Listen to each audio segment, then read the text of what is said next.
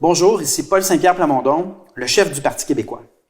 Aujourd'hui, je m'adresse à tous les Québécois, mais particulièrement aux Québécois issus de l'immigration. Dans le débat sur les seuils, on assume que les Québécois issus de l'immigration voudront toujours des seuils plus élevés, qu'ils souhaitent une immigration illimitée et tout aussi désorganisée et déstructurée qu'en ce moment. Donc, à chaque fois que le Parti québécois traite des seuils d'immigration, par exemple, récemment, on a parlé du trop grand nombre de demandeurs d'asile au Québec par rapport à notre capacité d'accueil. Vous noterez qu'il y a toujours des voix qui s'élèvent pour dire que les Québécois issus de l'immigration ne seraient pas comme les autres Québécois, que ce sont en fait des communautés culturelles et que ces communautés culturelles ne voteront jamais PQ si notre parti parle de réduire les seuils d'immigration. C'est donc assumer que les Québécois issus de l'immigration veulent et militent pour une immigration incontrôlée et illimitée.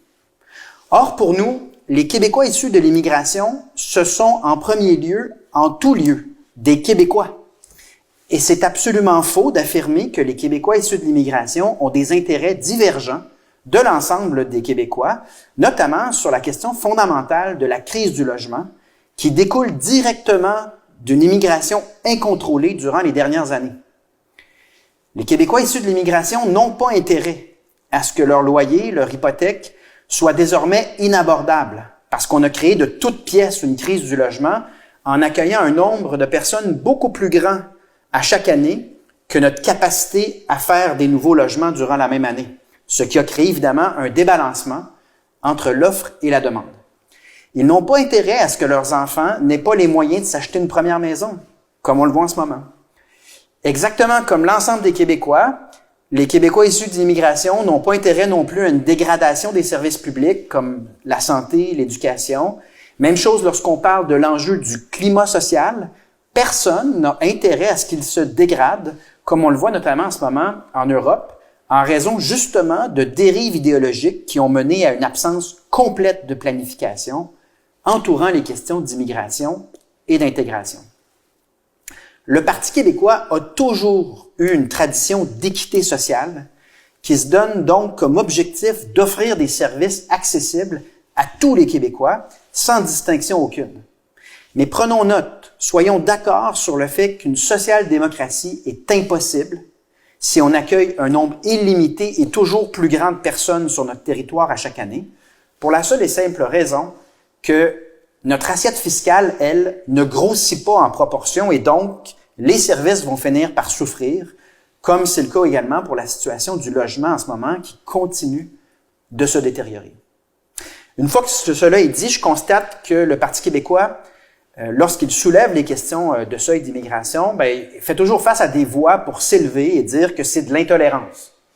Mais la vérité, c'est que le Québec est désormais rendu à plus de 600 000 immigrants temporaires sur le territoire, incluant 186 000 demandeurs d'asile,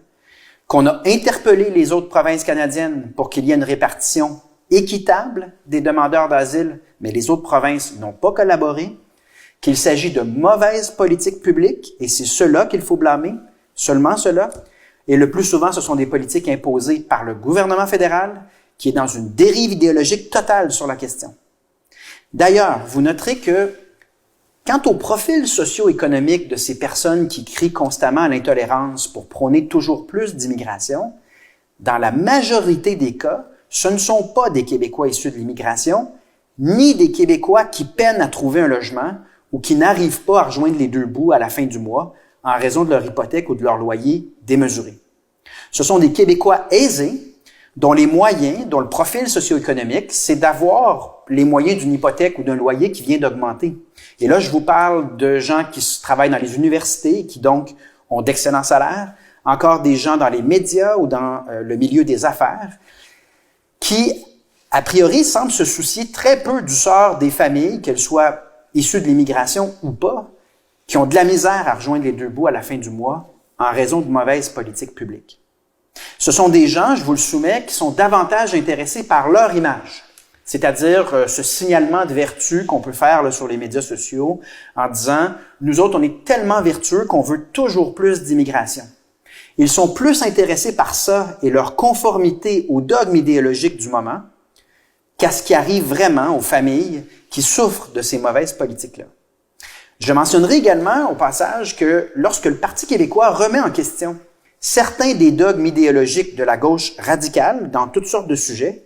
bien, c'est particulièrement les Québécois issus de l'immigration qui nous témoignent leur soutien. Donc, pour toutes ces raisons-là, je veux réitérer que le Parti québécois veut faire campagne pour obtenir le vote et l'appui de tous les Québécois, y compris les Québécois issus de l'immigration, qui pour nous sont des Québécois à part entière. On veut faire campagne auprès des Québécois sur le fait que nos intérêts sont exactement les mêmes et qu'on doit s'unir sur la base de constats factuels et autour de la recherche de modèles durables pour solutionner ces impasses-là. Comme le disait René Lévesque, qui est le fondateur du Parti québécois, il faut rechercher un règlement raisonnable à une situation parfaitement absurde. C'est précisément ce que va faire le Parti québécois.